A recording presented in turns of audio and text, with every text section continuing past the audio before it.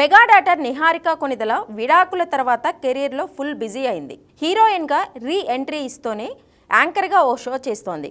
అలాగే నిర్మాతగాను మారి సినిమాలు, వెబ్ సిరీస్లు నిర్మిస్తోంది. అలాగే ఖాళీ సమయం దొరికినప్పుడల్లా ఫ్రెండ్స్తో కలిసి టూర్స్కు వెళ్తూ లైఫ్ని ఎంజాయ్ చేస్తోంది. సోషల్ మీడియాలో ట్రోల్స్ వస్తున్నా ఏమాత్రం పట్టించుకోకుండా తనకు నచ్చిన పనిని చేసుకుంటూ పోతోంది నిహారిక. అయితే ఆమె పర్సనల్ లైఫ్ విషయంలో మాత్రం సోషల్ మీడియాలో ఏదో ఒక వార్త చక్కర్లు కొడుతూనే ఉంటుంది. ఇటీవల ఆమె మళ్ళీ పెళ్లి చేసుకుంటానని ఓ ఇంటర్వ్యూలో చెప్పింది.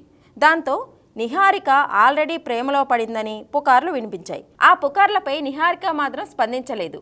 తాజాగా తన ఇన్స్టా స్టోరీలో పెట్టిన ఓ స్టోరీ మరోసారి ఆమె పెళ్లి రూమర్స్కు దారితీసింది.